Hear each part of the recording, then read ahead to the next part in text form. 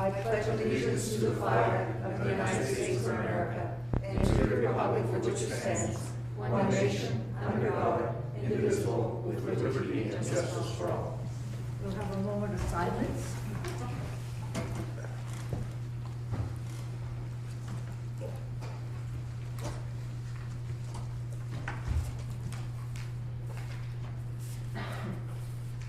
And we'll move on to final review of our 2020-2021 school budget.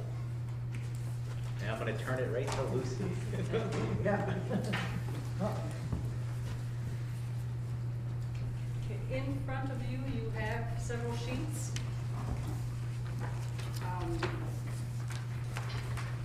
This has been a very unusual budget year, both on the town side and on the school district side.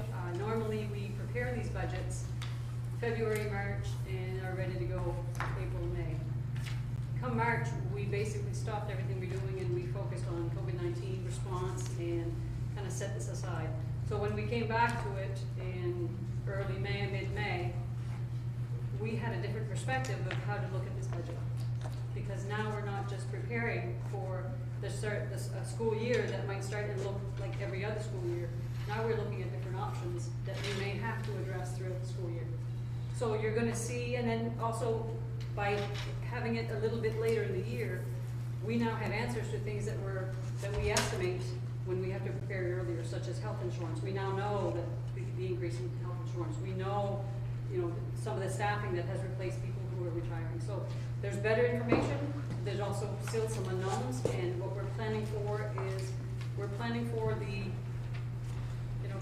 at the end of the day, we got to educate these kids, whether they're in school or remotely.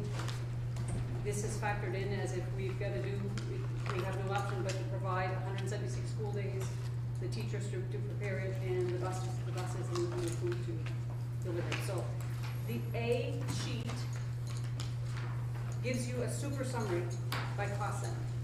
The Department of Education requires us to report our budgets in a cost center format. And the first cost center is regular instruction. That basically encompasses what happens in the classroom. So your teachers, some ed techs, all your classroom materials, some of your classroom equipment. It's basically, and then gifted and talented is under that umbrella as well. The second cost center is special education. Special education encompasses your special education teachers, your ed techs primarily, your special services such as social work, your occupational therapy, physical therapy, those kinds of services that are provided for that population of students. Career and technical education is the third cost center. That is what happens at the tech center. The tech center now receives its own ED 279. In previous years, it was under our umbrella as well and moved cost share. Now they have their own ED 279, and unless they go over what their funding would provide, then we don't have to allocate anything in our budget. Total other activities, that's your co-curricular and extracurricular activities. So your math groups, your student groups, or your student teams, committees. And then also your sports, and the transportation for such. The fifth one is your student and staff support. That is support that includes your guidance, your library, your nurse, your technology, and your assessments. So your student assessments falls under there. The next one is system administration. That is your central office and your cost share of the Valley Unified system administration. The next one is school administration. That's basically your school principal and school office. Your student transportation is basically getting your kids to and from school on buses or in vans if you're transporting specifically for different students. Your facilities is your buildings and grounds. The school lunch program, that line, in this particular version, and I don't know if that's how it was shown in the past, what I like to show is the total cost of the program. And in the revenue sheet, what we'll look over later on, is all the revenues that offset it. So that you can see that in 2019-20, we spent about $307,000 towards providing school lunch, or we budgeted as such, and this coming year is $413, and I'll explain why the increase. And the next one is total continuing education. It's not part of the budget per se, but it's a separate entity that falls under the school district. So it's reported, I'm just reporting it here because it's a cost center that we have to report on. The funds for it are raised separately in a separate article. And then the very last line is your grand total of the budget, and I've got two lines there. The first line is the total of all the 11 cost centers above, and the very bottom line, I've deducted the continuing ed and school lunch from that number, so that you can see in this proposed budget, your general budget is looking like a $7,286,132, which is a 5% increase in the expense side of the budget. And we'll go through why the increase and where that is. So that's sheet A. Sheet D. What I've done is I've taken all the costs throughout the entire budget and I've summarized by groups of expenses. So you see the total salaries that are included in all the 11 cost centers. So in this version, and then the second column of numbers is the proposed budget for 2021. So we're proposing spending $4,396,791 in salaries, which is an increase of about $180,000 from prior year, an increase of 4.3%, and it represents 56% of the total budget.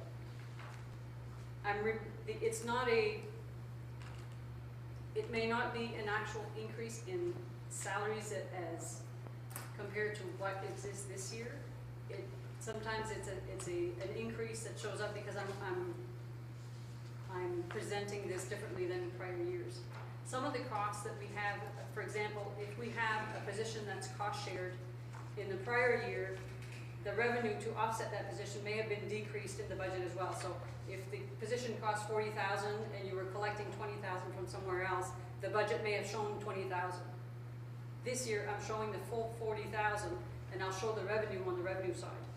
What I need from the expense side is when we're presenting the budget to the locals or to the taxpayers, I need authority to spend everything that I'm going to have to pay. So all salaries, all bills, all invoices, I need to be able to pay those bills. And the authority on the budget side gives me that. That's why I'm showing the total cost. Because if we invoice in 1 year, we don't collect until next year, the revenue, say it comes in July 1st, then I'm showing that I've overexpended. And by law, I cannot have a deficit. So I'm preparing as if I need the authority to spend the entire cost, but I'll show the offsetting revenue, so it won't be a cost to the taxpayers. Total health insurance is $855,886. It's actually a little bit of a decrease. Our health insurance increase this year came out to zero.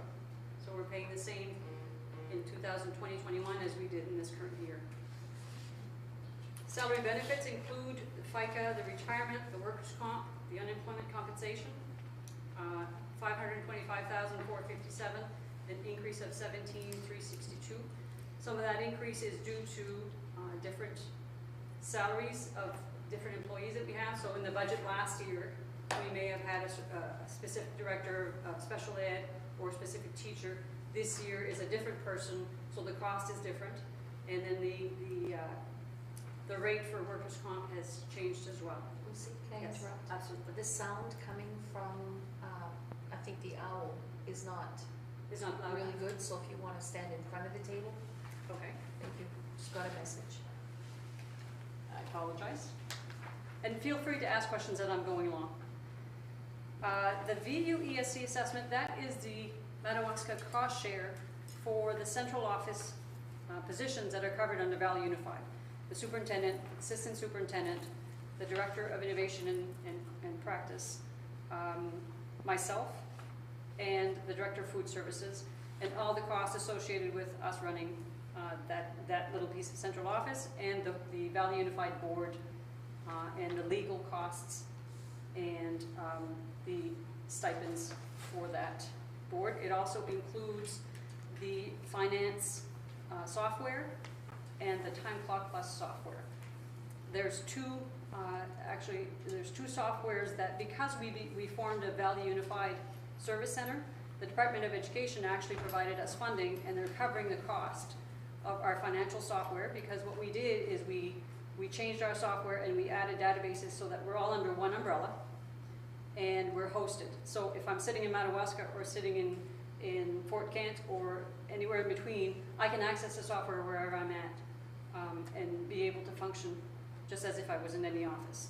The Time Clock Plus software allows us to have our hourly employees clock in and clock out and upload the hours that they work into our financial software automatically. Previous to this year, Madawaska and Frenchville did not have a time clock system. They had a timesheet system where the employee would actually say, I worked 8 hours today, submit it, and we're paid as such. This actually records the actual time on task. Professional contracts and leasing services, that covers things such as your legal fees. It covers your technology contracts, OT, PT, if we have some of those services, if we don't employ you on hand. So that's what that line. There's an increase of $60,000 in that line. And the legal fees, we currently have a litigation pending with the 3 school districts at Valley Unified. We don't know what the cost of that is going to be. So what we've done is we've increased the legal fees for Madawaska School District by $20,000 and each other district as well, including Valley Unified. So in this, $20,000 is an increase in legal fees, plus Madawaska's share of the Valley Unified. So there's about 34% of those legal fees as well that are included in here. And I'll go into a little more detail of what the increases are a little bit later. Travel, professional, and room and board, we've actually decreased that line. We anticipate that we're not going to be sending too many people anywhere this year. With COVID-19 being so rampant, any professional development that requires travel or meetings will be done through title funds or remotely through Zoom or through electronic means. So we've reduced that line significantly. Utilities, the primary increase there is electricity. When I did an analysis of the last, I always do a 2-year and a 3-year average, and I look at the current year. The budget that was in last year was not sufficient for what we are spending in electrical costs. Fuel, diesel, oil, and propane. I'd love to say that the costs are going to go down significantly, but my crystal ball doesn't really work that well when it comes to fuel costs. However, it's bid through the Madawaska town, and I was able to reflect the costs. This budget is at the time of year where the bids came in and we actually know the cost versus us guessing. Repayments of loan and leases, we've paid off the tractor, and now we have a loan for a truck lease.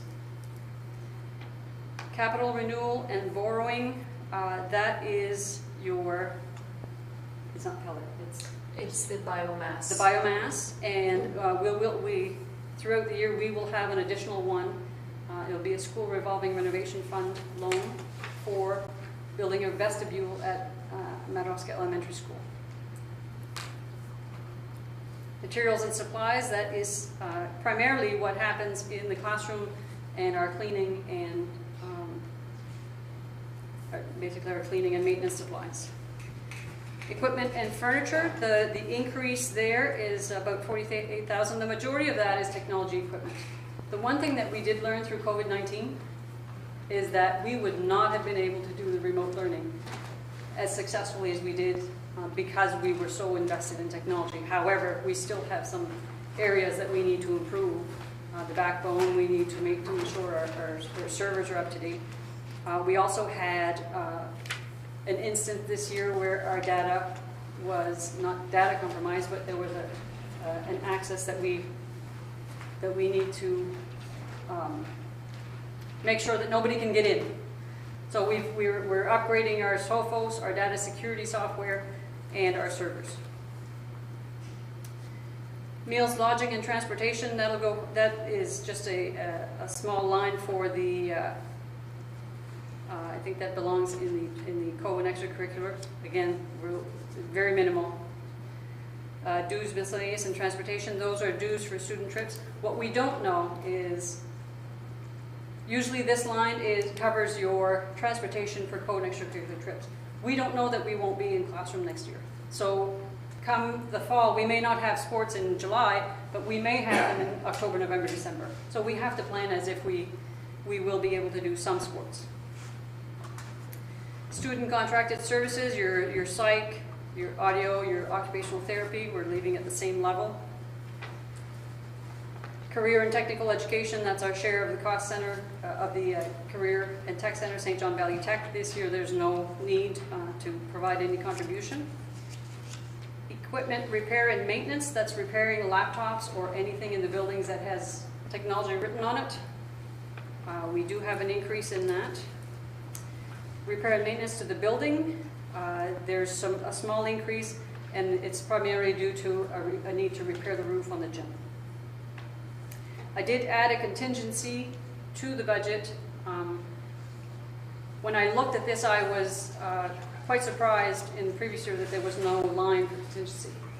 When your budgets are budgeted so specifically to different items, you need a place to land in the event that the boiler breaks down or you have a catastrophe, and there just is not anything in the budget. So I have a $25,000, which is not much.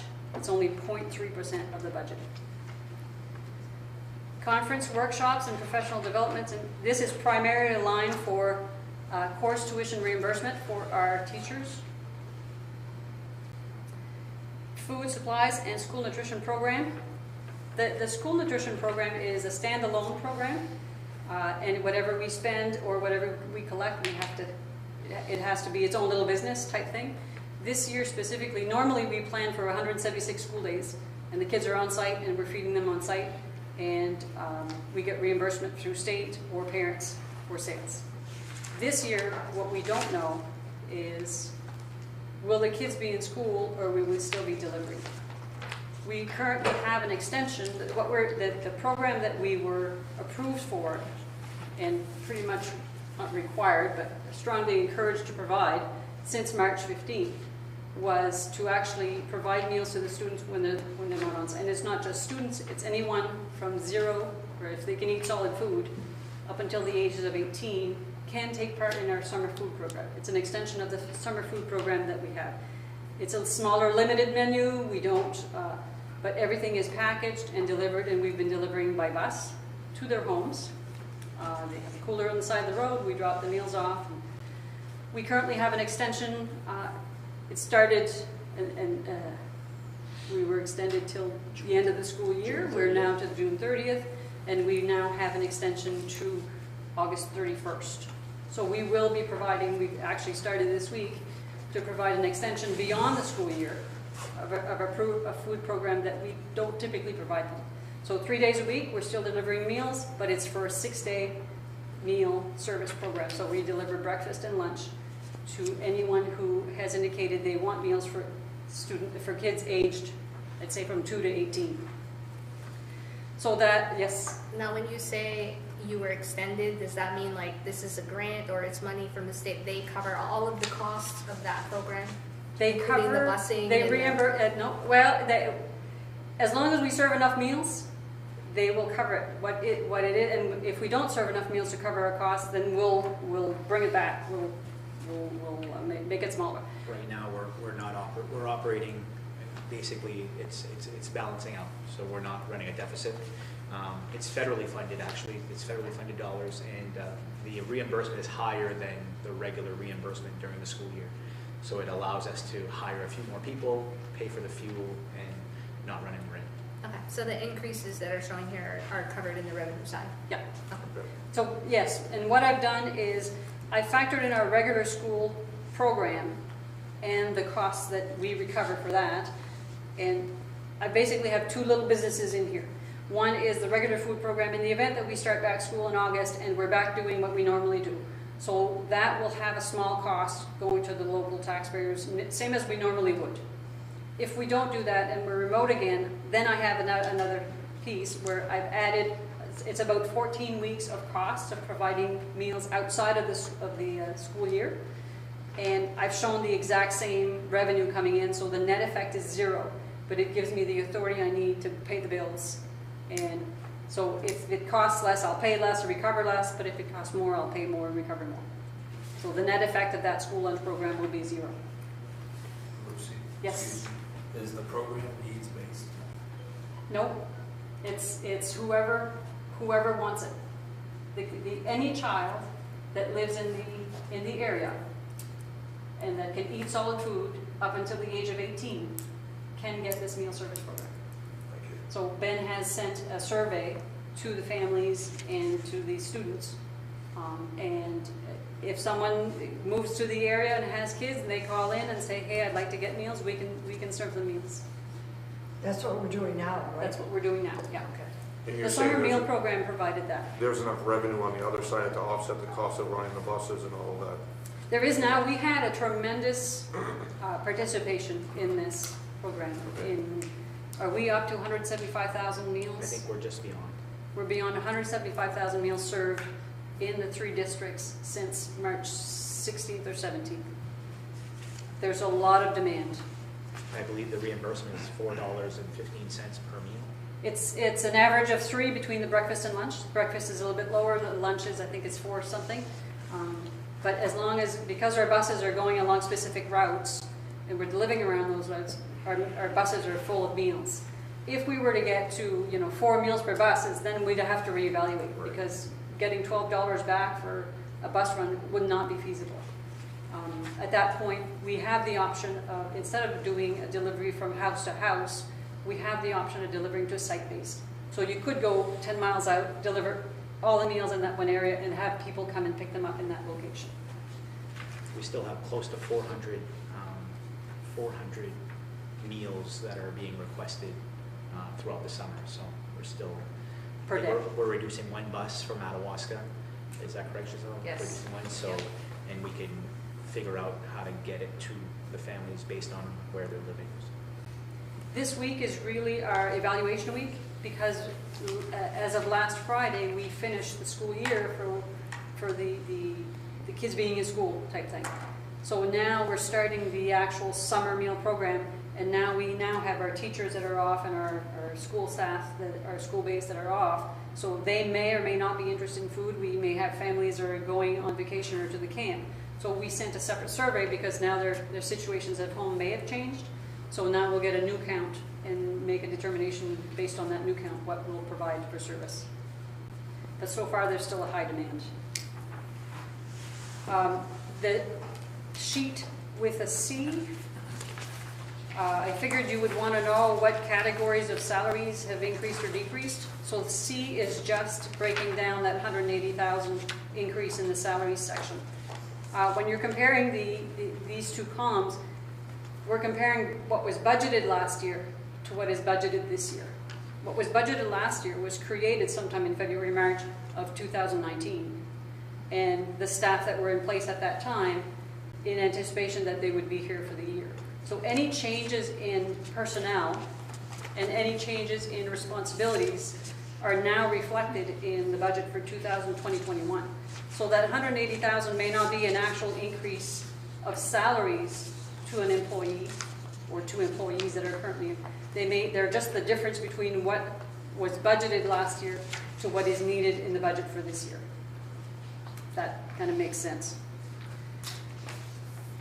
So for example, the admin group, in that admin group, it reflects an increase of about 3%.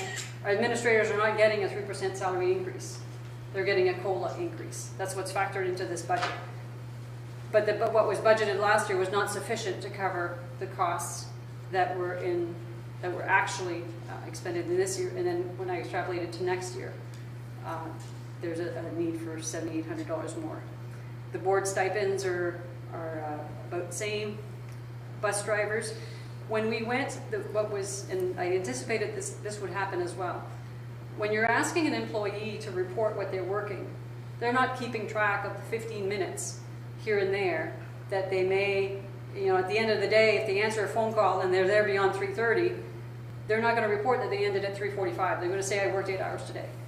But when you're actually clocking in and out, and it reflects the time that you're actually on site, then you're going to find that the majority of your employees may be working more than 8 hours a day. You also have some that are not quite working what they should be, and then they kind of adjust as you go along. So what was budgeted last year was based on an 8-hour day, regardless of examining what was actually happening, because we really had no way to track it. But now that we do, we're finding that the hours that were allocated in the budget were not quite sufficient. If the phone rings at 3:30 here, I do expect my secretaries to answer it. I'm not going to tell them, no, you don't answer that phone if it rings at 3:30. Don't answer it, you need to walk out. We provide the service and we'll reflect it in the budget accordingly. Your co and extracurricular stipends, that includes some of the coaching. So sometimes your coaching or your committees, who is providing that service may not have the same level of experience. So when I looked at the comparison, we could decrease a bit in that area. Continuing ed salaries, this is an area where the salaries are happening. The people are actually in place and they're the same people. However, they're subsidized by SAD 27. So the costs that pertain to 27 I'm no longer reporting in the expense side. So that's why you're seeing a decrease there. The person didn't really get less money, but it's coming from a different source. Custodians are about the same amount, the hours or in the rate. Ed techs, Grand Isle is actually contributing towards ed techs, so I've reflected all of the salaries for ed techs that are covered by a regular budget, and I'll show in the revenue that we have revenues to offset some of these costs. So it's not an increase in the costs of salaries, it's just reflecting everybody that's being paid. Food service, that includes the extra time and the extra weeks for summer food program. Guidance, a decrease of 14,000.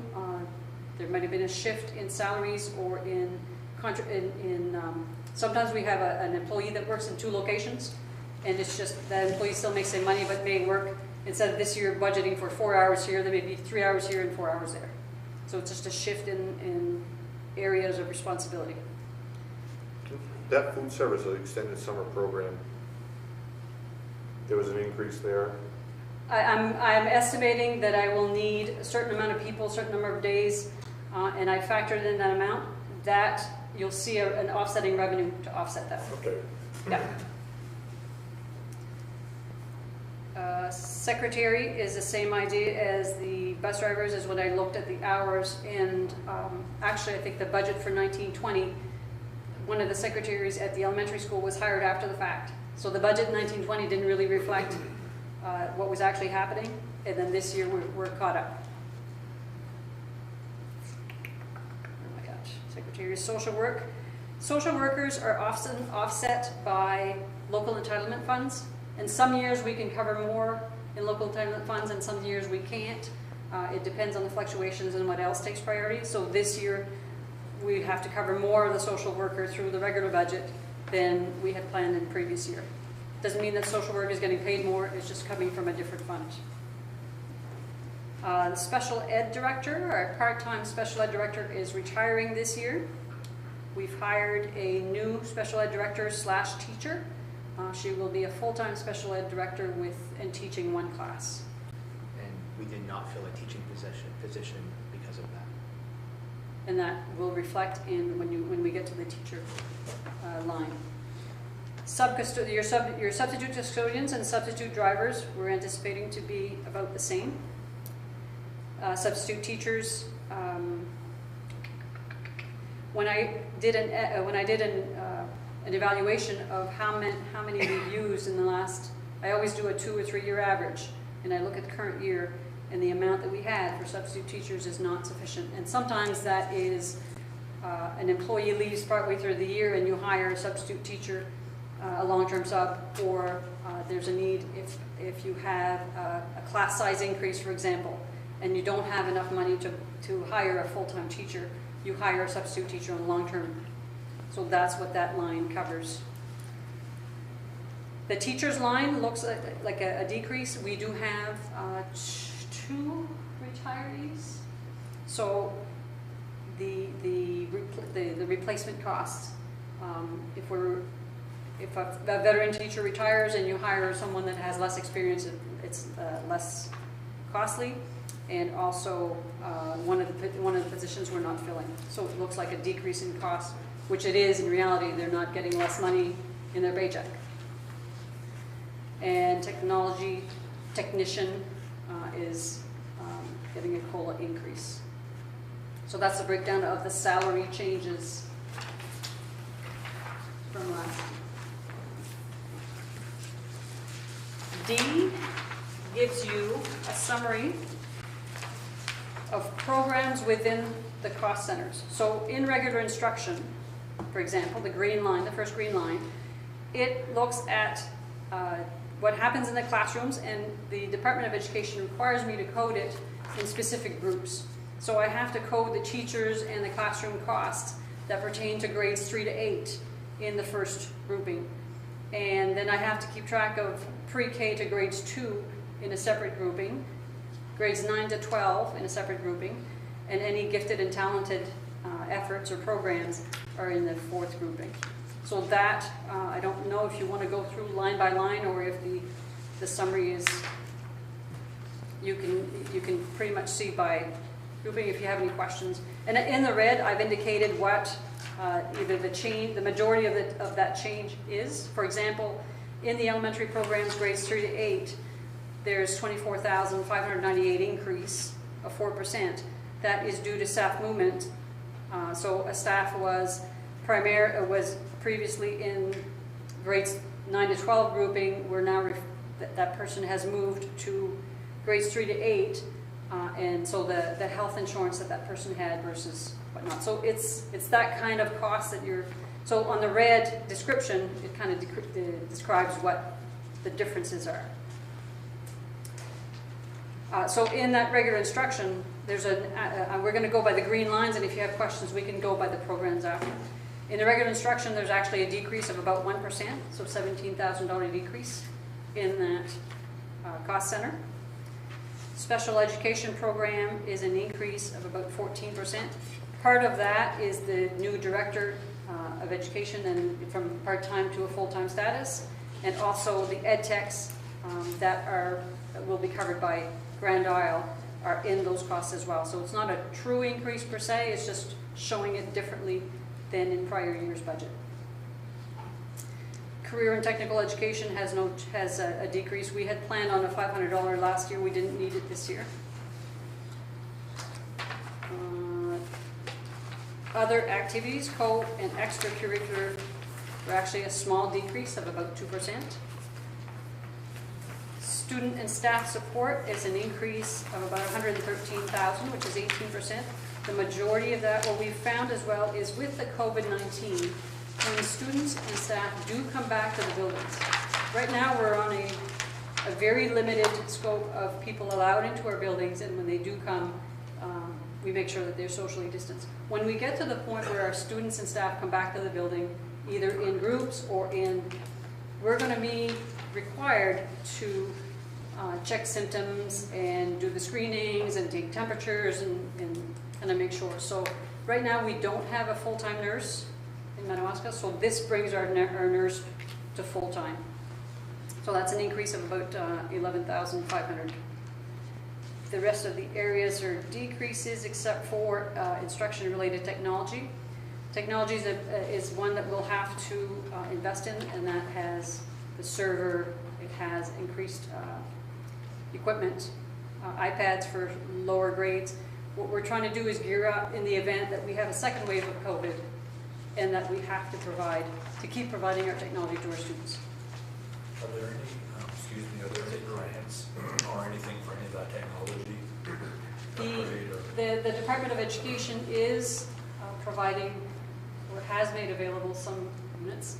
However, they're not MacBooks, they're not iPads, and we don't have the opportunity to choose what we want. What they're providing is Chromebooks. I don't know if you're familiar with Chromebooks, but our superintendent is not. It's not just any Chromebook, it's basically the basic model. I think the unit's priced out at $220 each. It's access to the internet, basically, is all it is. What is nice, the department has provided some Wi-Fi hotspots. It's not going to help us in our most remote areas, but if we do have a family that doesn't have internet connectivity, or they took advantage of some of the free services that were offered back in March and that will expire, we have some devices. I don't know how many devices we got, Vince? 20 devices where we can deploy those and provide internet access for families. So they're giving you product, not money to go buy your own. Correct. They're telling you what they're going to do. Correct. Okay. We do have some CARES funds that are available for the district that we can apply for, and we will, at some point, we'll identify priorities. And so these funds are meant to cover any costs over and above what you normally would spend in your school district, and they're specific to the COVID-19 response. So if you have extra costs that were not planned for in your budget and that are specific to the COVID-19, you can apply for these funds and get reimbursed. The Department of Education is strongly advising us that you have to be careful what kind of costs you put in there to recover. So if you're saying, hey, I'm going to use all my transportation costs that we use to transport the meals, and I'm going to apply for that. The danger is, and next year when they look at the funding levels, you're going to receive less funding for your transportation because you got these CARES funds. So they're telling us to really be careful about not taking expenses that you currently have in your school budget and put towards those funds, because they will affect your funding levels for next year. We have, I think it's 1.5 years, if not 2 years, to recoup the CARES funding. So we've got a list of priorities that we're identifying as we go along, so that we make sure that what we're applying for and that we're going to recover will not affect our funding in the future. So that instruction-related technology, that increase is directly related to anticipation of dealing with COVID throughout the beginning of next school year? Is that what I understand? There's not just that, but no, that if we have something that we're going to invest in anyways, let me see if I can.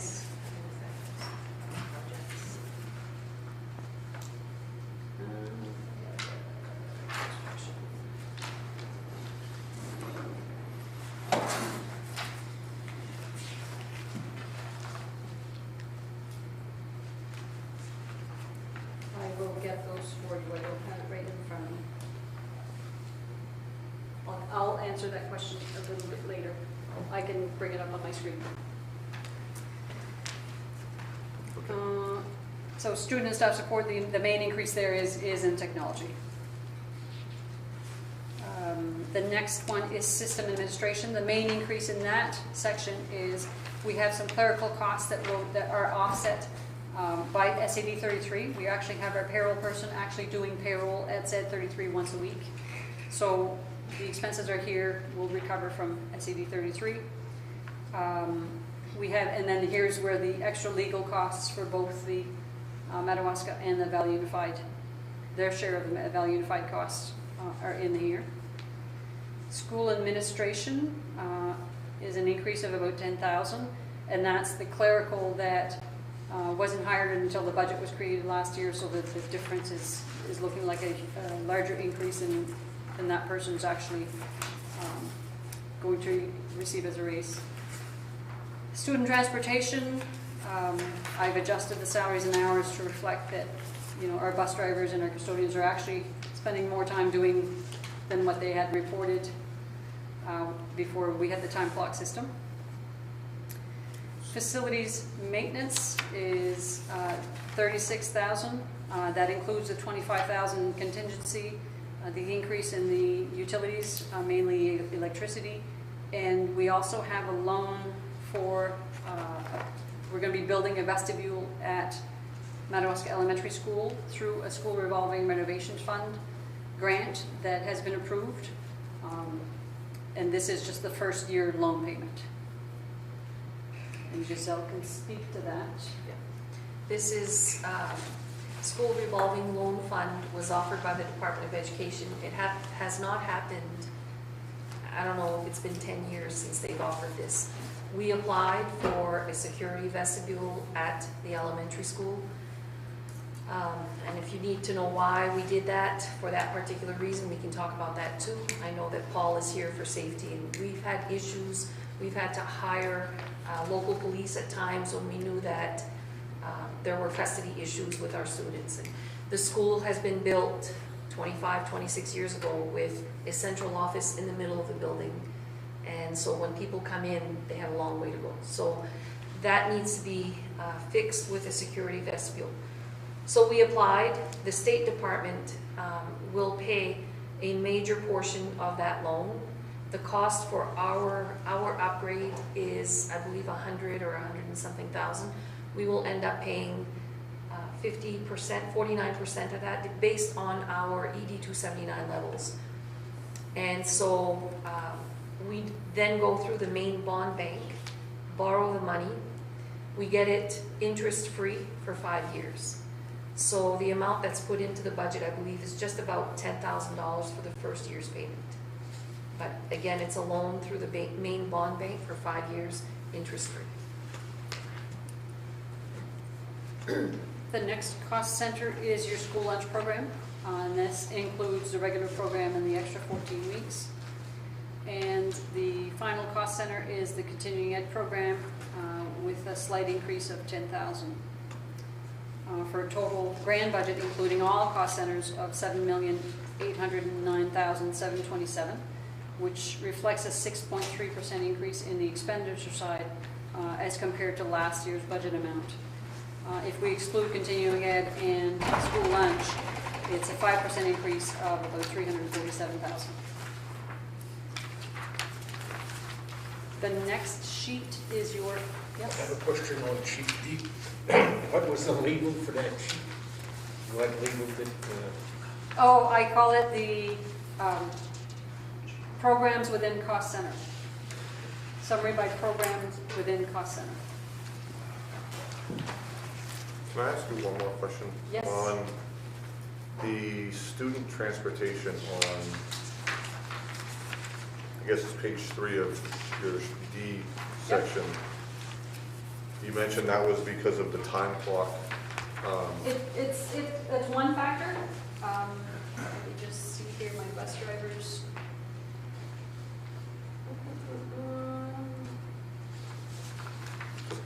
I thought you had mentioned it was captured on sheet C. And there's Yeah, just- it is captured on sheet C. It's And- captured on the third line from the top. Right, but the totals are different, so I Yeah, don't know if it it's may a not be different. the total increase.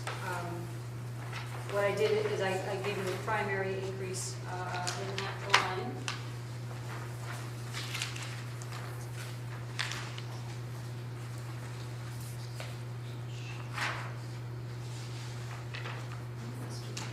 So I've got an increase of about 11,000. There's also an increase of about 1,500 with the salary benefits. So when you increase salaries, your FICA, your Social There we Security, go. your reimbursed. Okay. And then there's also an increase of about 1,600 on utilities, either the bus garage or yeah, it would have to be bus garage or pertaining to that area. And then I've got small increases of about 1% on the heating oil, gasoline, and diesel. Materials about 500, and equipment 900, and the bus is coming in $1,000 higher. So there's small increases throughout different line items in that category. What I indicate in that red text is your primary increase in that cost center. Okay. So if we go to sheet E, that's your funding stream. So I identify every area of revenue that comes in to offset this budget. And the very last line that I fill in is the additional local. And if you look at that sheet, that's the number, and it's highlighted in blue.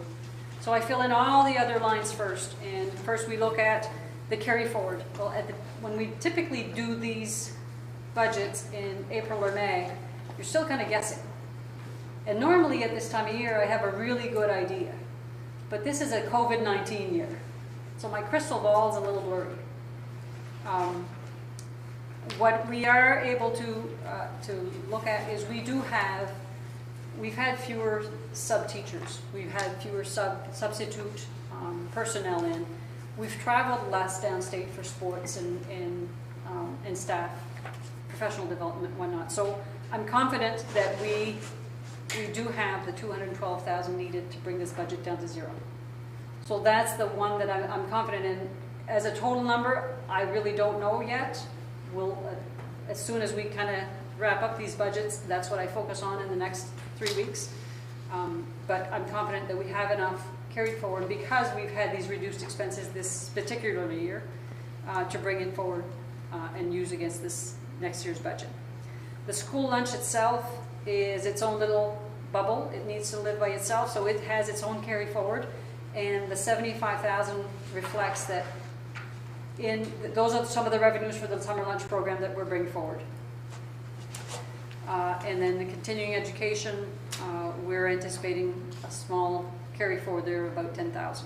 So that's the cash balance. The total cash balance between those three types of expenses are just under $298,000. Local revenue, the funding comes to us from the Department of Education through what we call the ED 279. The ED 279 is a formula and he's got it on screen. It's a formula that the department uses to distribute the funds available at the state level. So every school district, for every public school district in Maine, is run through this formula to distribute these funds. It takes into account your enrollments. It takes into account the grades of your enrollments. It takes into account your guidance, your library, your health, and so it runs it through the formula. It takes into account your average salary for the area of the state that you're in. It's got all kinds of criteria that it runs through. What it doesn't take into account is your true cost of delivering and picking up your kids. It doesn't take into account the age of your buildings, where your buildings are located, this is basically what we refer to as the very minimum that it should cost you to provide education in your district. It does not fund anywhere near what it truly costs when you've got your specific challenges for each district. But it guarantees that you're going to receive some funding, and then it also, once it determines an amount, it then looks at the state valuation for your particular town or towns that make up your school district, and then assesses what, of the total cost, what the share should be at the local before the state will kick in any funds. So we refer to this as the ED 279, and there's a local share and a state share. So in this section, this first section, the EPS local allocation is a required amount that Madawaska has to contribute in order to get the state share of this funding formula. So the amount this year is $2,559,386, and it's a slight decrease. So the state is saying you could spend a little less required local funds this year, and we'll see later that they've actually contributed a little more on the state side. Additional local funds, this is the last number I plugged in, once I identified all my other revenues, we're looking at where we'd need $1,076,297 of additional local funds to balance this budget. The school nutrition program, this is your regular school lunch. So if we go into school and we provide the same program that we did last year, we would need $60,000 from local funds to run our program the way we were running last year. Last year we were requiring $114,000.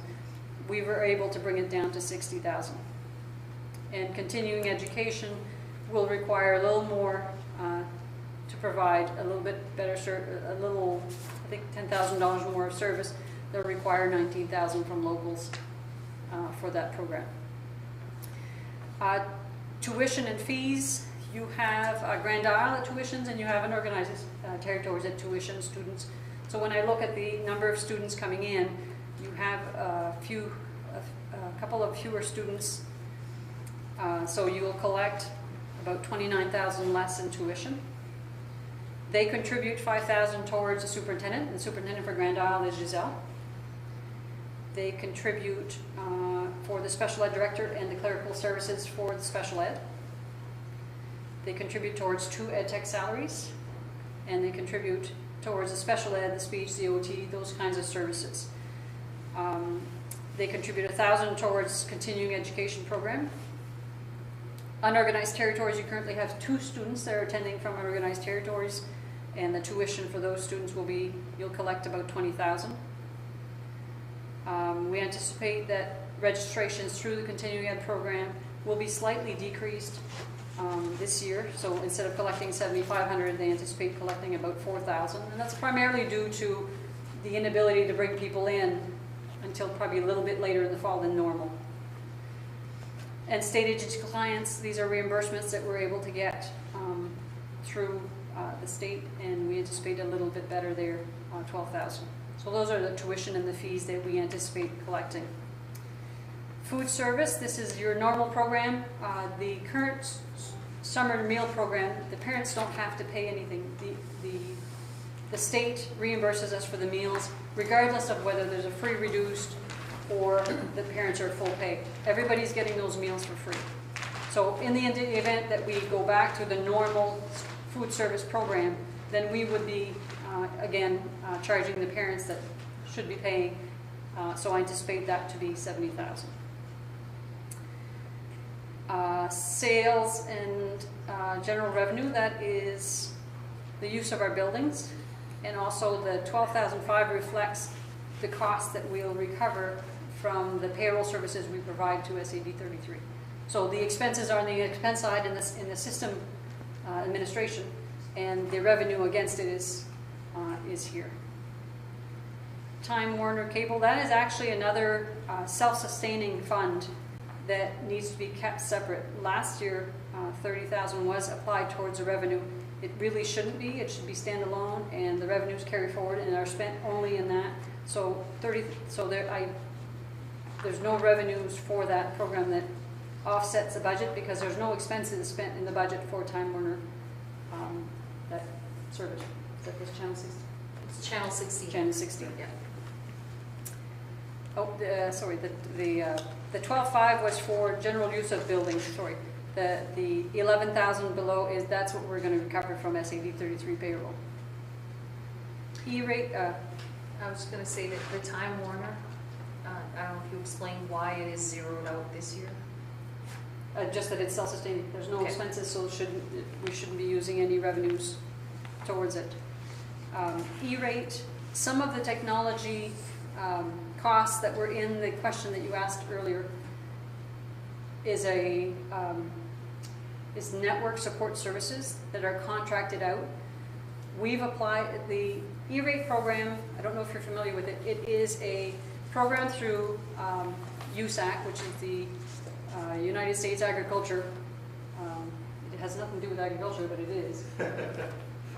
And it's a program that allows us to apply for certain programs or services that we're providing for technology, such as cabling, network services or support and whatnot.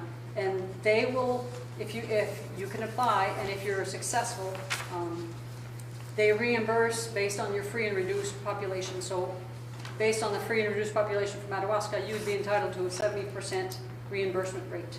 So this $22,400 is 70% reimbursement of a contracted service that we've put in the budget for network services.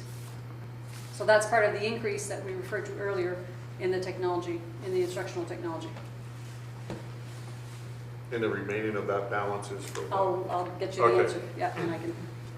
My memory for details is not there when I'm dealing with that many. Then the last section is state revenue.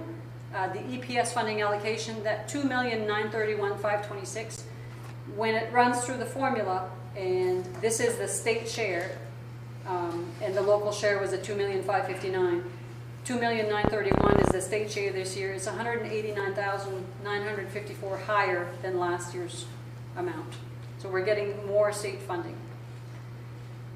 The regionalized efficiency assistance, it recognizes that we are now part of Valley Unified Education Service Center, and by joining that Valley Unified, we are getting additional funding from the state for that. Districts that did not join or consolidate with neighbors or with other districts are getting zero in that line. So we're getting an extra $20,000 for being a member of Valley Unified. The adult ed subsidy for this year is $26,896. The lunch subsidy, this is what we anticipate on a normal year. This is what we collect for the meals that we provide the students. And then the bottom one, the $109,560, that's the funds that I anticipate getting for those extra 14 weeks. The expenses of $109,560 are showing on the expense side, and this is the revenue side. The net effect is zero to the locals. And Medicaid reimbursement is through the special ed department, and is services that we provide to our students, and we get reimbursed. So that's $17,000. So in total, we've identified that if we have a budget of $7,809,727, this is where the revenues are coming from to offset all the costs. Legally, I cannot go with a different number for expenses and revenues. I have to show that we can clearly support the level of budget that we're asking for from our public. And the very last sheet, and I refuse to put an F on the mill rate sheet that says a zero increase to locals. That's why I called it mill instead of the F sheet. And it translates to a slight decrease in mill rate because evaluation changed a little bit, but it's a $0 increase to the locals for this budget. We know that our locals are, it's a hard sell. And we knew that as soon as COVID-19 hit, that there's no way that we could even ask for an extra dollar. The one question that still remains for me is the ED 279, the last one I saw, which I'm sure I'm not up to date, was from January. Is that when this number was put out in January? January. And does that change? Like online it said proposed. So is this just a proposed number? Can it change? The state share, can it go down? And every year the state share can go down. okay. It typically doesn't. So that leaves me with the question of, Yep. This is a proposed number. Due to COVID, they're probably delayed giving you the correct number. What then happens if this goes down $300,000? So What do we do? whenever they put it out, so you can see it in yellow at the bottom, they call it preliminary. Yeah, that's what I saw. Yeah, and they do that every year, so this is not a different year. And the preliminary becomes the actual, I don't know when they do that. It varies from year to year. varies. I have never seen final on there. No, I think they stay preliminary until the next year. And Yeah, to I've seen it answer, in the following year, but to answer her question, in 2008, there was a curtailment. That was the last time there was a curtailment. And correct me if I'm wrong, but I think the way they did it is they took your monthly payment that you get for general education from the State Department. They didn't pay June, and then they put it into July. They pushed it off. we did that. And So then there was that's- federal funds to offset Yeah. some of the losses in the district. So it similar has to the happened. CARES Act, we had some federal funds to offset it.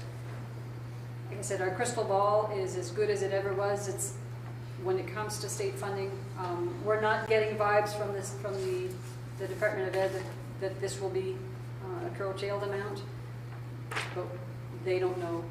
They won't know until later in the So summer. this is our monthly payment schedule. It shows you how much the department will get per month from this, and what they described in 2008, that June payment never happened. It's always a fear, but there is money for schools in this new HERO Act that's that's going before the Senate, and that might offset some of the shortfalls for what the states have. Nobody knows, but we have to prepare a budget as if, you know, school is going to be. And what we do is we don't spend everything July 1. You spend conservatively until you're as much as short as you can, that you're going to get the funding that you're anticipating from the state. We do most of our summer projects or our building projects in May and June, towards the end of the school year. So in the event that we do have a curtailment through the year, that those projects may be delayed and just not done. That's why the majority of those projects are done later in the year. So whatever we can, you know, we fulfill what we need for the classroom. You get your classrooms ready, you make sure that you can educate those kids. Anything that can wait and that is not safety or security related tends to wait until May and June. And then we determine, can we release these funds? And by then you also know, is your electricity the cost of it, you know, how are your utilities coming in? Is it a 2008 snow year where it's a lot more, or is it a 2010 when you had significantly less snow and less cold?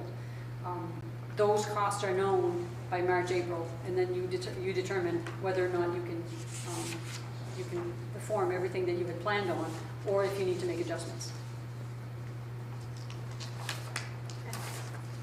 And I will get you that technology answer.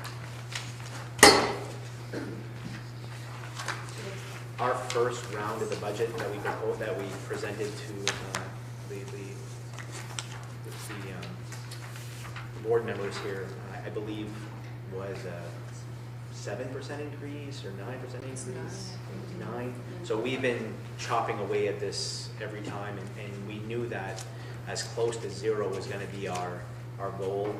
The fact that we could get to zero, it's amazing. And we only got to that literally today. So, you know, it's... I hate to say it, but COVID-19 actually helped something. That one little piece, but it allowed us to be able to bring these costs. It's the carry forward from the savings of not traveling and not in the sports and the substitute teachers. While she's looking for that, I'd like to just say a word on EPS. Lucy talked about the EPS being the minimum level that the state recommends for funding, and I did bring up what it does not cover, just so that I can share that with you. EPS does not provide actual costs of operating expenses, plus full costs of expenses like substitute teachers, supplies and equipment, professional development, athletics, co-curricular expenses, system administration and support, operational plant and pupil transportation. It underestimates inflationary costs. It underestimates salaries in ranges, and additional local funds don't cover if you have your loans, if we're doing like the elementary school vestibule, those types of things. We have a loan here with Lucy alluded to it, with the biomass. I just looked it up. The last payment is in November of 2028. So we still have 8 years to pay on this biomass. So those things are not covered typically in EPS. Are there any other questions from the Finance Committee? Yeah, I'm getting the technology. So I'm just gonna Do you have some more that you want to show us, Lucy? No, I think I've probably given you more than you wanted to see. I don't think we can do much better than we did, having a 0% I see his increase. wheels. I'm just so, you know.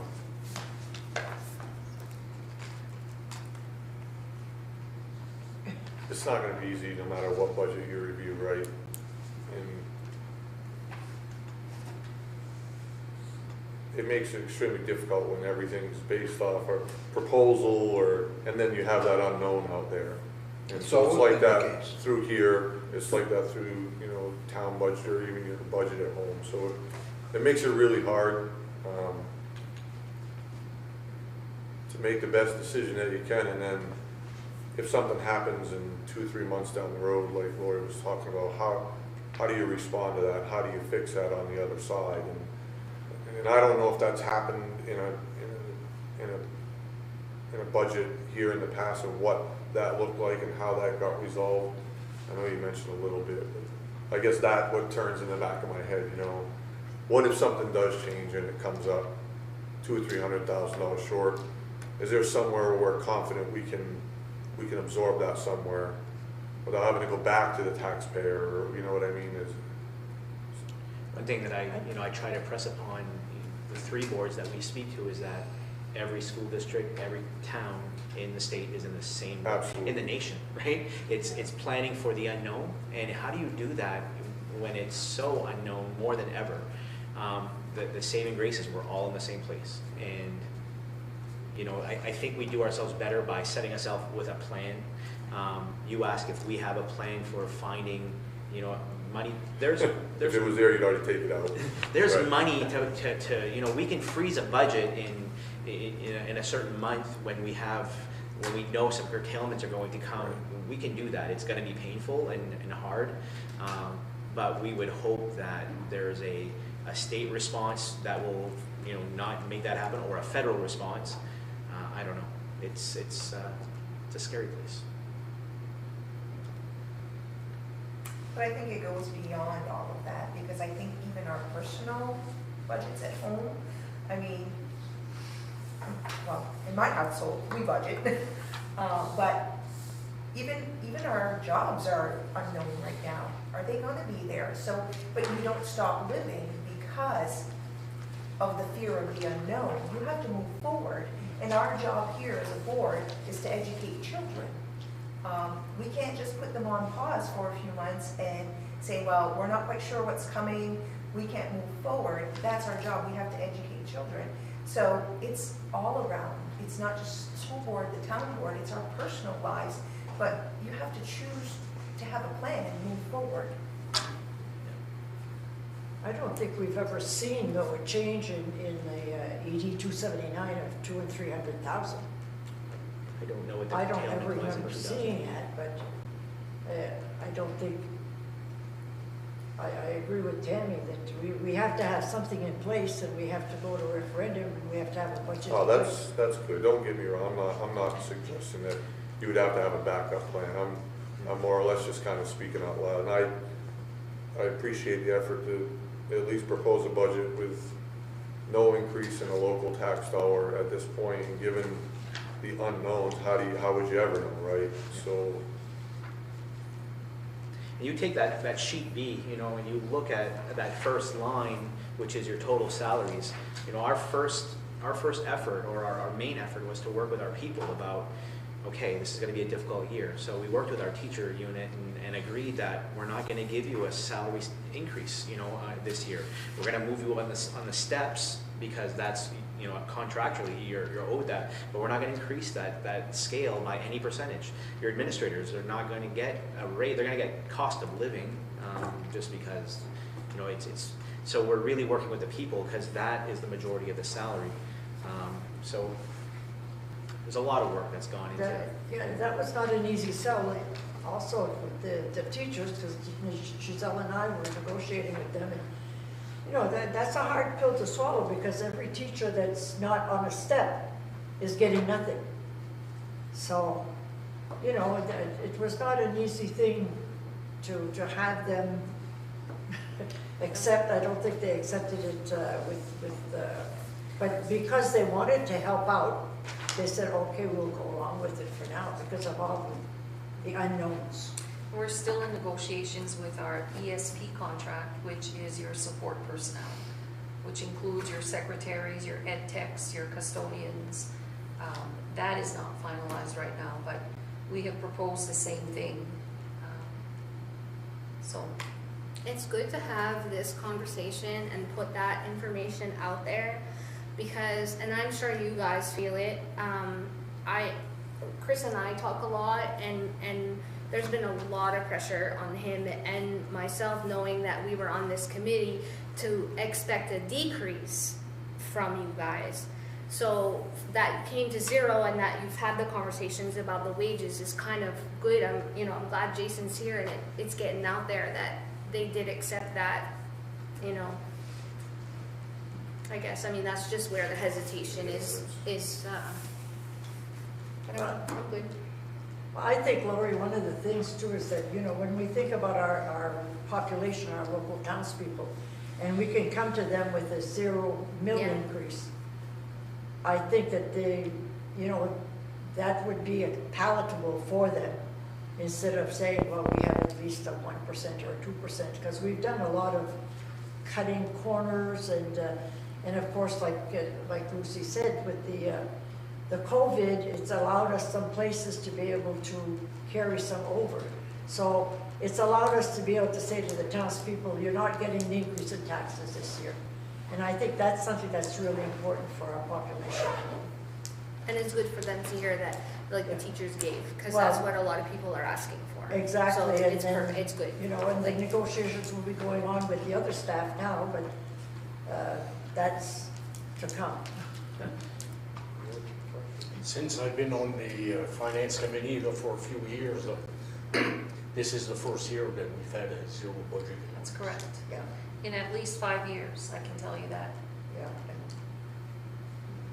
I've been on for 8 now, and this is the first year that we've been able to come up with a 0 mil. Well, the cost of everything goes up every year, right? Yeah, So you that's have to the get other thing, yeah. creative on how to avoid that from happening. Take the vote for the committee, or you wanna- But we've also, as a Madawaska, we've done a lot of improvements in our schools, stuff that was put on the back burner all the time.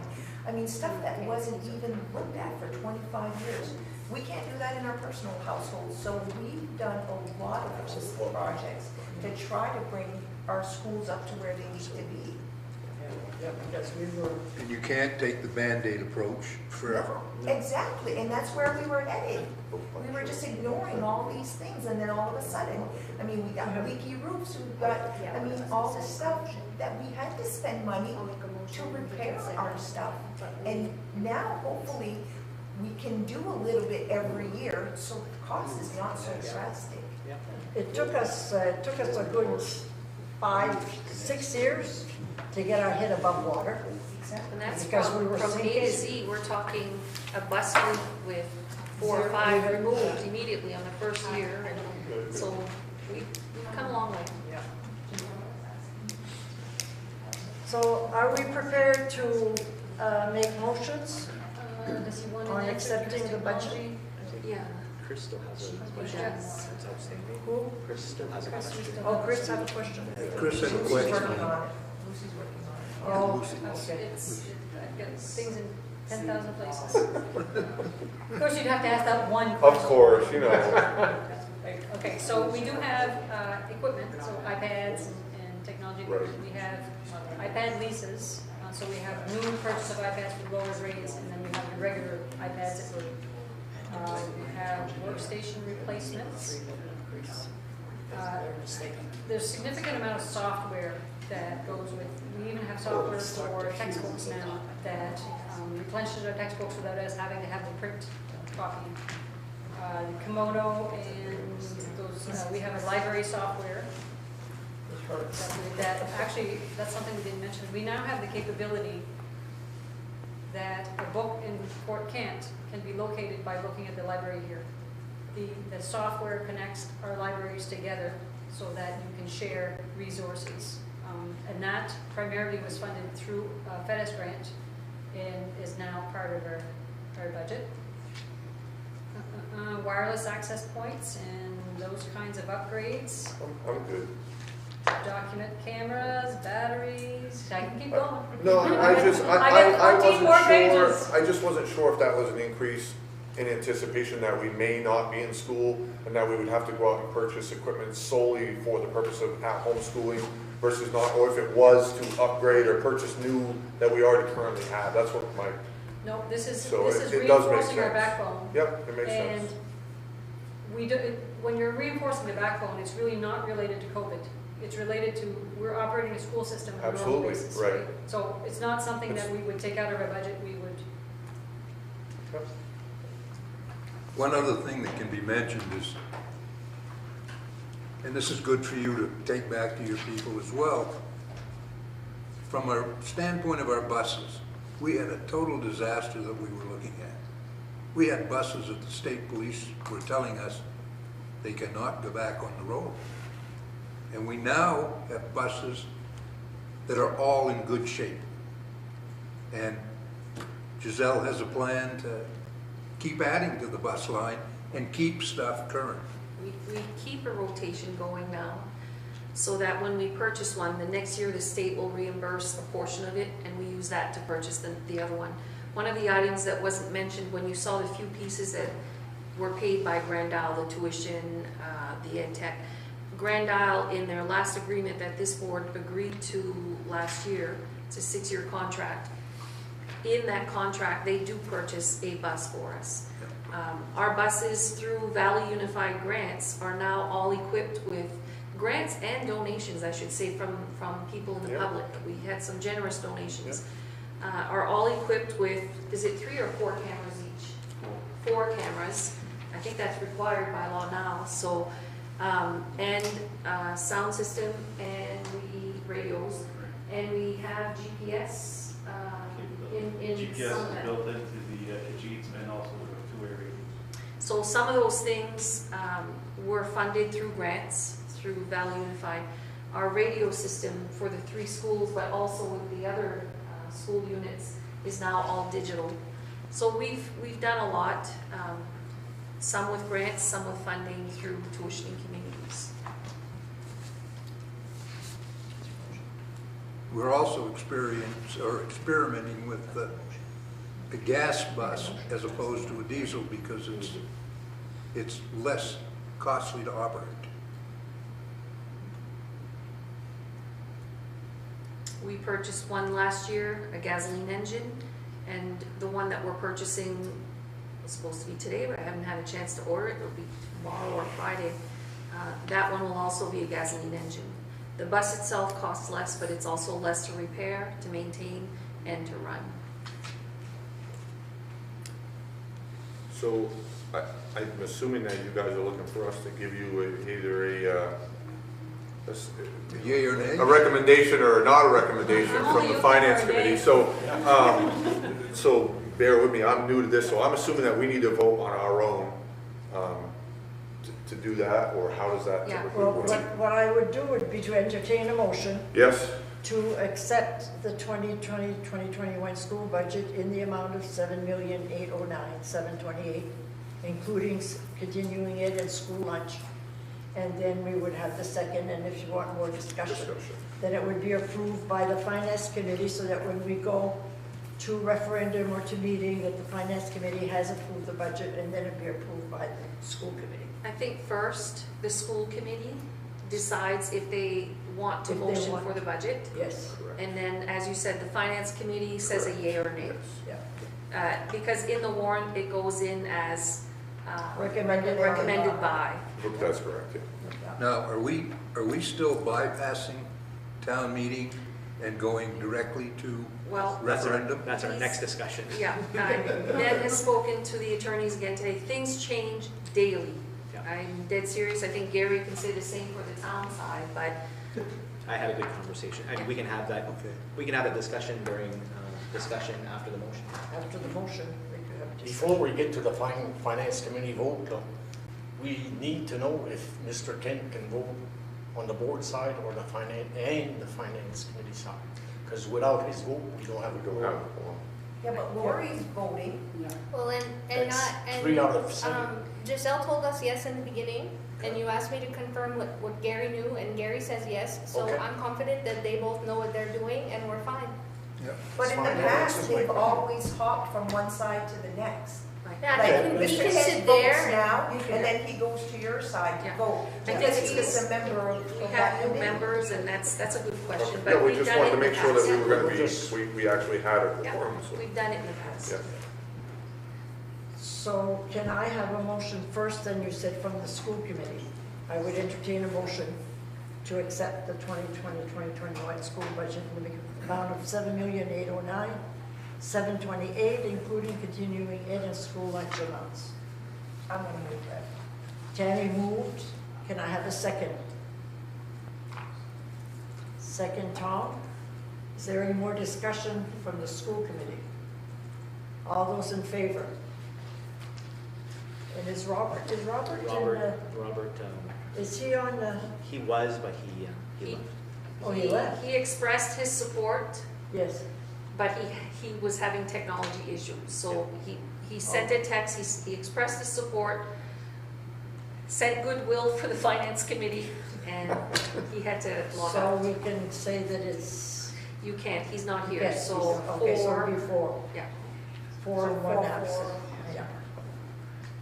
It's not, nobody's abstaining because he's not here. And then there would be a motion from the finance committee. I would need a motion. You can repeat the same motion and Yeah. then just, So I would need well, somebody makes a motion, I'm not gonna suggest what that motion is, but if you're saying that you would like to approve the budget of $7,809,727 recommended, I'll make that motion. And I'll second it. any other discussion? All those in favor? four. Regarding, Thank you. thank you very much. Regarding the next steps. So there was an executive order put out by Governor Mills, I believe, last Friday, that would allow us to bypass the public meeting because of the limit of 50 people or less for a public meeting. We could bypass that. We could have what's called a remote hearing, which is basically a period of time where we could allow the public to connect with us from Zoom or another way to connect with us digitally. Ask questions about the budget. It would not be a hearing. It would just be a question-answer period, and they could we would allow the public to voice their concerns or ask questions, and then we could move directly to referendum. If we were to choose that route, this is a sample of what the warrant would look like Just for the school. just for the school. This would be very different than what has gone on the warrant before. The voter would see all of the cost centers. Would this be done now on Zoom or? No, this would be when you go to the poll. Okay. This is what your ballot would look like. Oh, okay.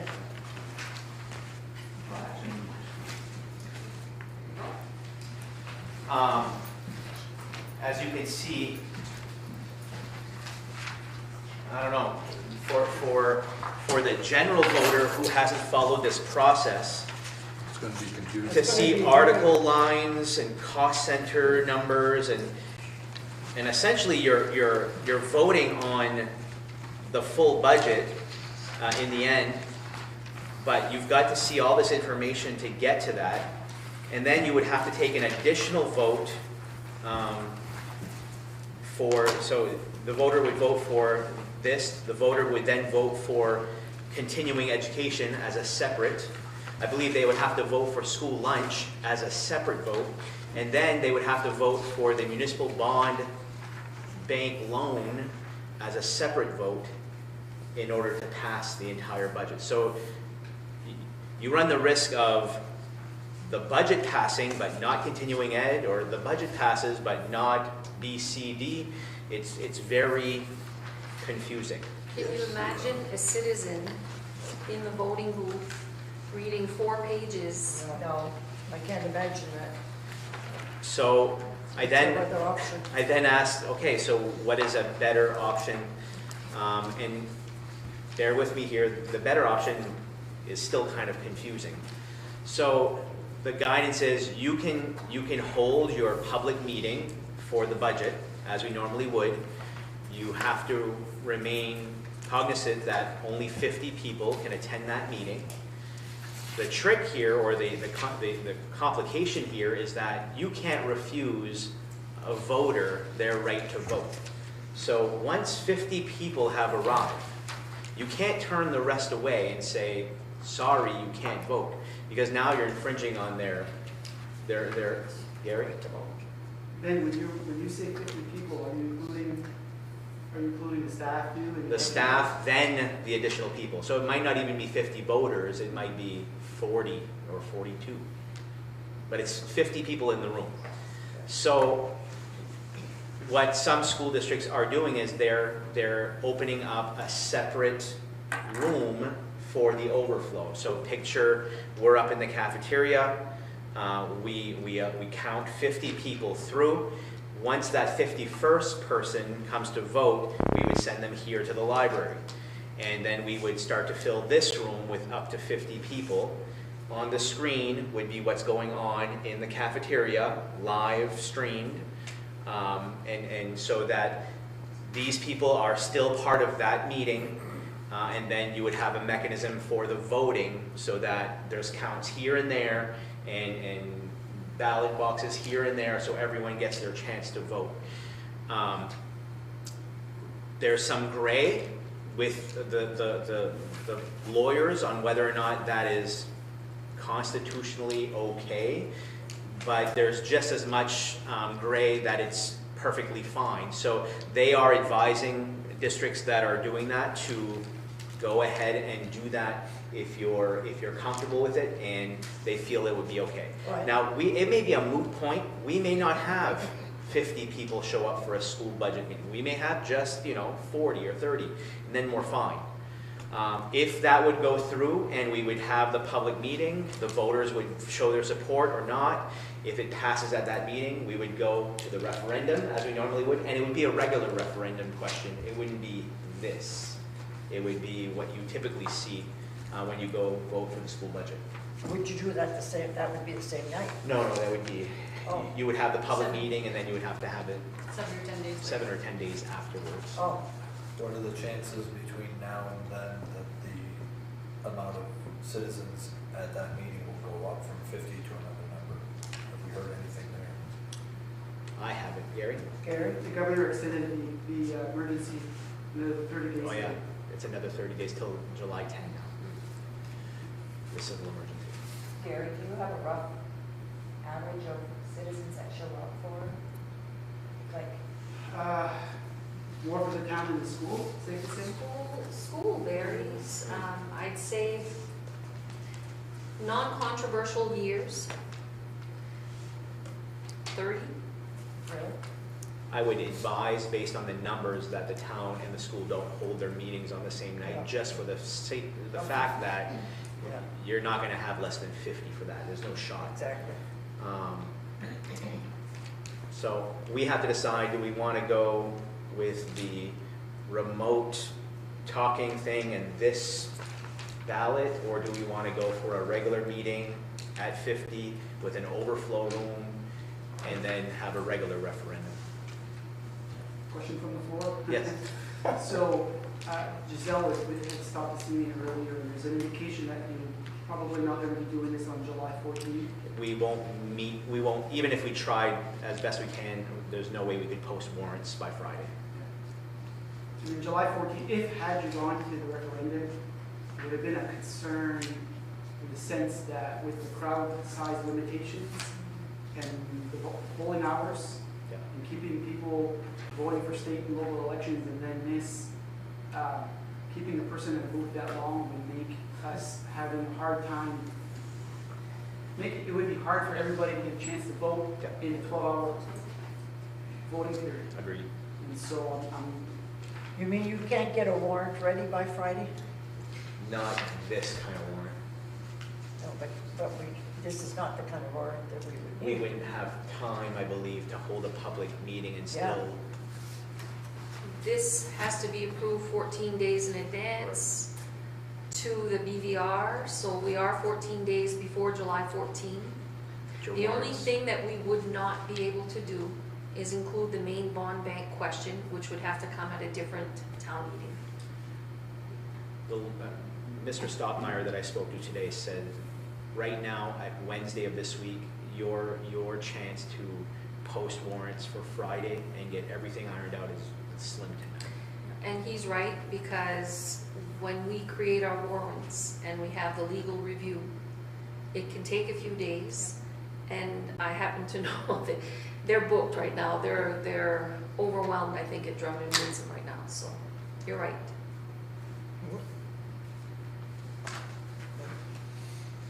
I'm missing something here. Is the town meeting scheduled for the 14th? No. It's What's- public elections. There's a primary election The before. primary election, okay, And the local elections. okay, okay. That's the 14th. So originally, we were thinking maybe we could get on that election day. But if we have the, If we do it. the overflow Yeah, thing within the next week, would we still have time? No, we have to post the warrant. Yeah, What are we today? Today's Wednesday. Wednesday, the 10th. today's the 10th. I'm 30 gonna- days, that's September, April, June, 20 more days, Yeah. 34 days. No, the town, this is the approval from the town. And typically, the next step is a budget hearing with the town. That's what we, and then after that, it's BVR. So it's 14 before BVR, 7 before.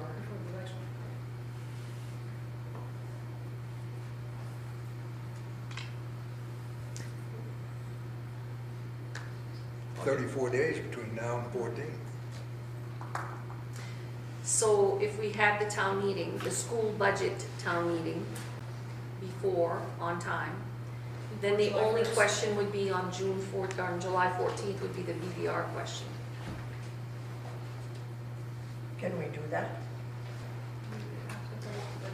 It- It can be done, but it's gonna be tight. Right. It can, but the attorneys didn't recommend. Uh, Why do we need attorneys to pass on our warrant? In normal years, I'd say we don't. This is not a normal year. You get it wrong, You have one company, it was explained to me, that essentially is making all of the ballots that are read electronically, and that company can't keep up for that July 14th date, because they just can't. So we just run the risk of it becoming very difficult based on that fact.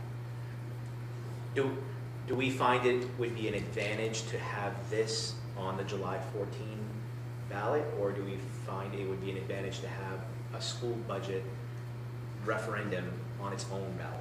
I guess that would be the bigger question. Well, if July 14th is election day, then you're gonna pass the school budget with 2 brand-new board members on it. Question. Why can't the school budget vote be hand counted like in years past?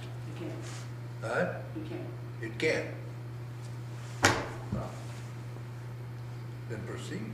So it does come to the question that Ben asked, what is advantageous for the school department's budget? You don't want to fail budget, so Can I just question something that you said earlier? So if we would go on the 14th, we would be voting school budget only, we would have to go back to vote for the bond bank, is that correct? Unless we can work some magic real quick here, but Well, okay, that's not gonna happen because it's COVID-19, so we would have to go back a second time. you would go back if the town, they're gonna have their town meeting later, Oh, so. and you would add one more Okay, article. Okay, yeah. Shall the town approve a $10,000 loan from Maine Bond Bank? So, Okay. So if we had our meeting, then we'd have to go to BVR, only to BVR. only to BVR. And could BVR be done at the same time as the town meeting? There's, I believe their town meeting will be after July 14th, the voting, correct me if I'm wrong. So our town meeting is likely going to happen after July 14th. Okay, and so your DVR is a referendum question, secret ballot. So in other words, if you're able, if you decide that you're going to do this by town meeting, I think you still have time to get that done and satisfied the 14 days for BVR before referendum for the July 14 election. If it takes longer, if you're not able to get it through to satisfy the 14 days before the referendum, okay, for BVR, then your BVR referendum would happen after the July 14 election. So we would have to have a separate referendum, referendum just for BVR. It can't happen at an open floor town meeting. It's got to be done by referendum. So, I just wanted to add that for Tom, as far as we can count this by hand. Clerks could, the election clerks can count this by hand, but there's a lot of places. I mean, we're going to have to make sure we get the count right. There's a lot of potential. Well, I wouldn't use this. I find this far too complicated for the average John Doe voter to go in and read everything. But let's come back to Ben's question. Yeah. I would think that we should go with the informational meeting and the overflow. In here, right. Yes. To have that town meeting. Yes. To have that, We will do right. that. And that would explain this. Correct. Correct. So when do we want the budget on the ballot? Do we want it on July 14th during the other election, or do we want it a little bit later when we have our own? Because when we put it on the ballot, we don't need to put it this complicated. Not if we have the meeting. Not if that we have the Tom meeting was- before. To me, that's what would make sense. I think This has to be- so long as the citizens understand that it's a 0% mill increase or Well, that's if mill we have, increase. when we have the informational meeting, that's something that can be discussed. But not all those people come to that meeting, Bev. Well, it'll be on, it'll be televised, a lot of people watch channel Oh, WWL. and can't we get the information into the local We newspapers? could put it in the paper. It should be a highlight. There's a 0 mil increase. It should be a Yeah. highlight of. Well, we'll put it on the headlines of Valley Times.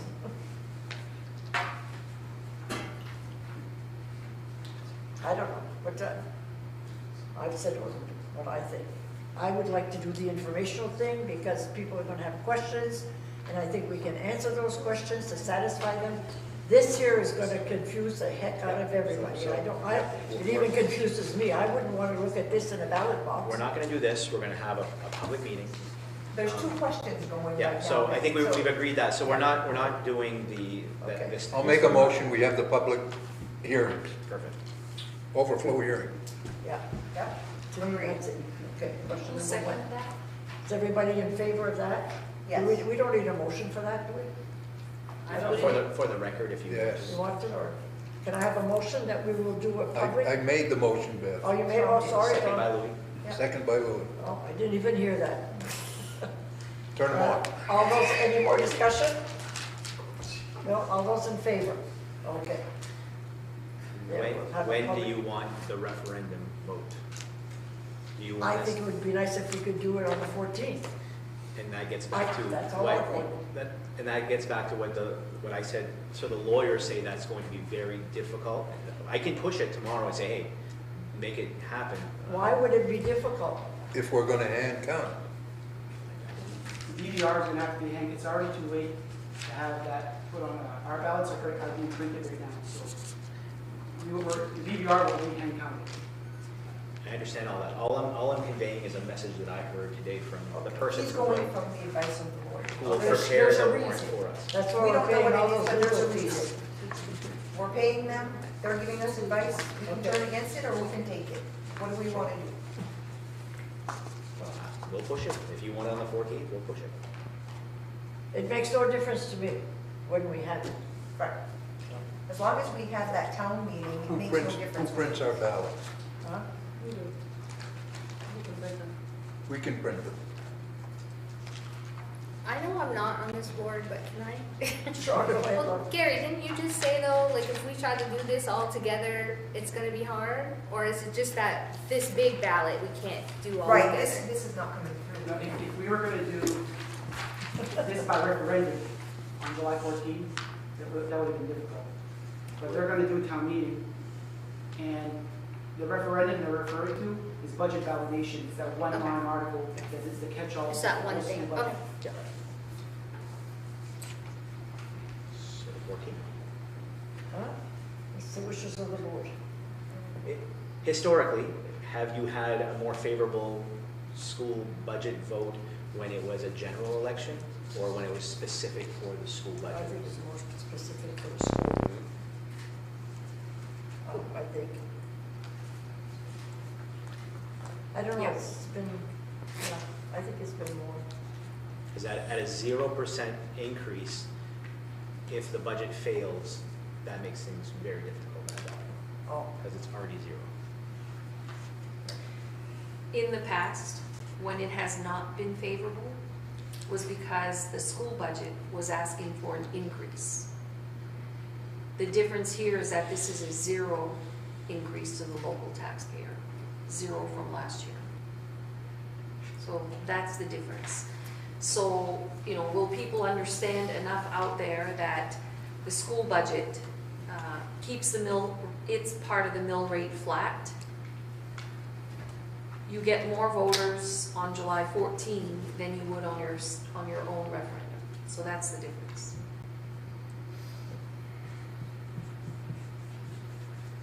I'm indifferent.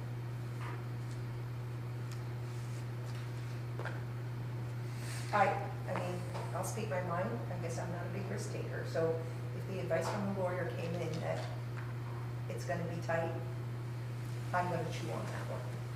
But it's up to you guys. I'm indifferent. A lot of communities, if this helps, are going after July 14. Oh, yeah. The school in Grand Isle and the town in Grand Isle are after July 14. They're looking at late July, early August. Does it really matter with our budget, whether it's the 14th or later? It only matters if the perception is where will it pass more easily. That's the only thing that's being discussed. So, but then if you have it after July 14th, you can still have your informational meeting, but then, We have to. yeah, but then you don't have to press it to have it out. You inform them and then you do your voting whenever the lawyer says we can vote. I think we don't want to be appearing that we're going to be trying to pull something over on anybody. No. I mean, let's put our cards out on the table. If it looks like we're playing a shell game here, that's not going to go over well. Yeah. If we're standing by our budget, Yeah. and the finance committee standing by that budget. Listen, I mean, Yeah. your budget's your budget at this Our point. budget's our budget, and, Yeah. you know, we've Either got to go sell or it, don't. and hey, they agree or they don't agree. That's all there is to it. Let's not, you know, let's not do smoke and mirrors here. Yep.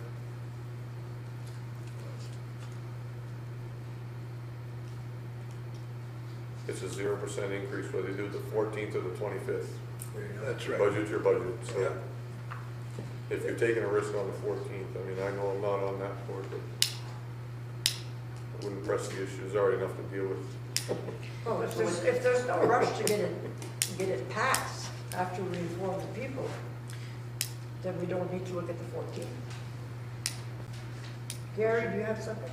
So you guys, are you talking about having a town meeting before the 14th and then having BVR on the 14th? Is that what you're talking about? We're discussing that as one option. Okay. And if that doesn't happen, then your town meeting would happen after the 14th, and then BVR would happen somewhere thereafter. The town meeting could happen still before the 14th, because there's 30 days or so still, so, but not in a rush for the 14th. Let's get the informational meeting taken care of and do the vote after that. Okay, so we have time limits. If you want the informational meeting, which is called the school budget hearing, that time between that meeting and the BVR has to be according to law. Okay. So I think right now what you need to tell us is, do you want the BVR on the 14th or later? I think that's the question, and then we set town meeting accordingly. Do it later. It will give us more time to push out Yeah. more facts for the people, you know. Yeah, Were we talking during the BDR on the 14th? Or do we?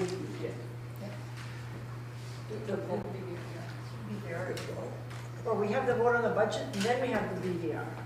yes. Right, well, you have the town meeting Yeah. and then the BDR, So if we do the informational meeting, Which is the town meeting. which is the which town is meeting. down, okay, then there's no rush on the BDR.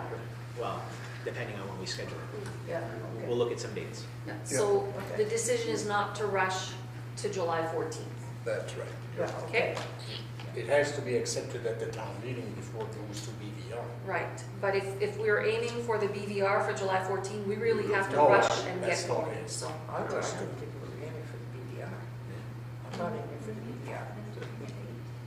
It must have been lost somewhere. I'm not aiming for the BDR. That's too fast. So what we can do is, Have the, we'll discuss a date for the school budget hearing, which is the Yes. informational meeting. yes. And we'll count our days, follow the law, Yes. and then schedule the BVR. Right. Yeah. And we'll work with Gary on that. Yeah, we'll need to get them signed by the board prior to posting. Right. We typically, in the past couple of years, have called a 6 a.m. or 7 a.m. meeting to have you sign the warrants, and then we give it to the select. Soon to be. Okay. We're set with that? That's it. Do I need a motion? To adjourn. Okay, great. So motion to adjourn. Louis, you got to adjourn or talk? Okay. And Tom said. Thank you. Second? All in favor? Thank you very much, you guys.